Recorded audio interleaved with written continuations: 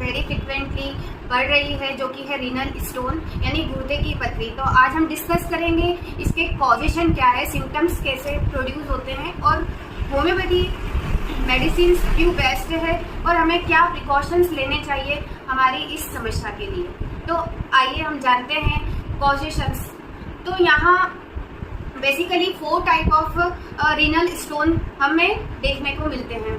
Calcium stone होते हैं, uric acid stone होते हैं, कुछ स्टोन जो है कैल्शियम ऑक्सलेट्स के होते हैं और कुछ ऑक्सलेट स्टोन भी देखे जाते हैं। तो यहाँ कैल्शियम स्टोन बेसिकली जो कि बहुत ही common type of renal stone होता है, जिसमें कि क्या उसके कारण होते हैं आइए हम समझते हैं इसे डिटेल में। तो कैल्शियम स्टोन फॉर्म होने के बेसिक रीजंस होते हैं आपका वाटर इनटेक, आप किस टीडीएस लेवल का वाटर इनटेक कर रहे हैं। इसका सबसे कॉमन रीजन एक होता है बोरवेल वाटर, जिसका कि आपका वाटर का टीडीएस लेवल आपको फ्रिक्वेंटली चेक कराते रहना चाहिए, जिससे आपके कैल्शियम स्टोन होने की टेंडेंसी कम हो जाए। दोस्तों अब देखते हैं हम यहाँ सेकेंड जो स्टोन होते हैं टाइप में, वो होते हैं uric acid stone. Uric acid stone बनने का बेसिक रीजन होता है आपकी डाइट में आप हाई प्रोटीन डाइट्स ले रहे हैं। High protein diet means 2 source होते हैं आपके प्रोटीन डाइट इंटेक के, एक होता है वेजिटेरियन डाइट, एक होता है नॉन वेजिटेरियन डाइट। तो यहाँ वेजिटेरियन डाइट्स जो होती हैं, जो कि प्रोटीन का सोर्स होती है, वो होती हैं आपकी पल्सेस, बीन्स और कुछ वेजिटेबल्स होती हैं।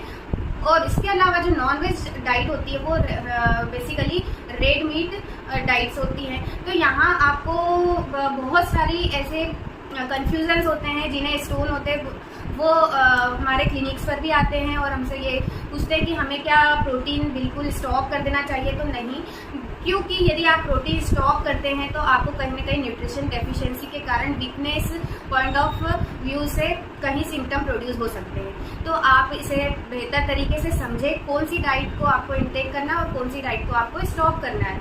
तो आपकी डेली रिक्वायरमेंट होती है जो प्रोटीन की, वो होती है 50 ग्राम्स पर डे। तो यानी आप कुछ स्प्राउट्स के फॉर्म में आपकी प्रोटीन डाइट को फुलफिल कर सकते हैं दोस्तों।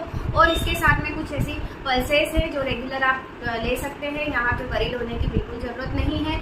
उसके अलावा हम कुछ स्टोन्स के टाइप होते हैं जो कि कैल्शियम ऑक्सलेट स्टोन होते हैं, जो कि बहुत ही ज़्यादा नुकीले टाइप के स्टोन होते हैं और आपकी ये एक्सक्रीटरी सिस्टम में बहुत ही ज़्यादा इरिटेशन करेंगे, जिसके कारण वहाँ की वॉल से कभी कभी पेशेंट्स में सिम्टम भी आते हैं। जो रीनल स्टोन के पेशेंट्स होते हैं उनमें यूरिन के थ्रू ब्लड भी मिक्स होकर आता है। यहाँ पे हीमेच्यूरिया भी हमें देखने को मिलता है। बेसिकली जो सिम्टम्स होते हैं रीनल स्टोन वाले पेशेंट्स में वो होते हैं पेन उसे बहुत अनबियरेबल पेन होता है, बैक साइड दोनों बैक साइड्स में पेन होता है। समटाइम ये पेन जो है वो बैकवर्ड टू फॉरवर्ड भी रेडिएट होता है। इसके अलावा फ्रिक्वेंटली यूटीआई होने के चांसेस होते हैं, जहाँ पे कि पेशेंट को बर्निंग ऑफ मिक्चुरेशन भी देखने को मिलता है। और बर्निंग ऑफ मिक्चुरेशन होने का बेसिक रीज़न ये होता है कि उन्हें यूरिन जो है वो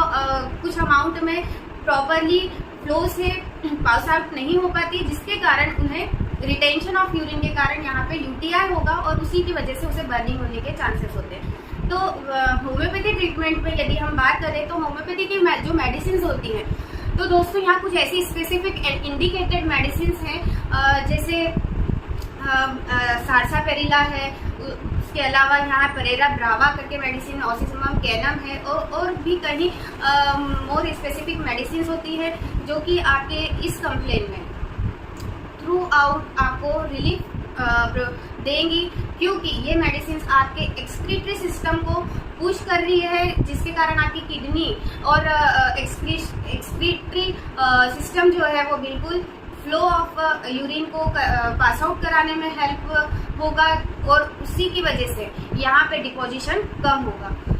कुछ ऐसी मेडिसिन है जो कि आपके इन्फेक्शंस को कम कर रही है। जैसे यहाँ पे हम एक मेडिसिन होती है जो यूज़ करते हैं वो है कैंथेरिस।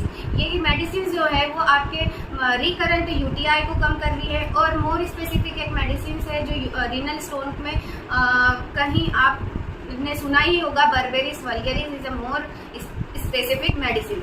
अब होम्योपैथी पॉइंट ऑफ व्यू से कुछ स्पेसिफिक मेडिसिन होती हैं जो आपकी बीमारी के लिए काम कर रही है, और एक होती है कॉन्स्टिट्यूशनल मेडिसिन जो कि आपके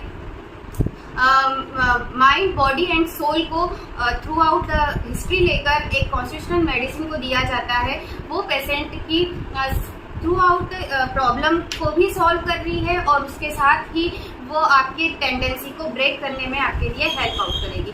सो बिलीव इन होम्योपैथी।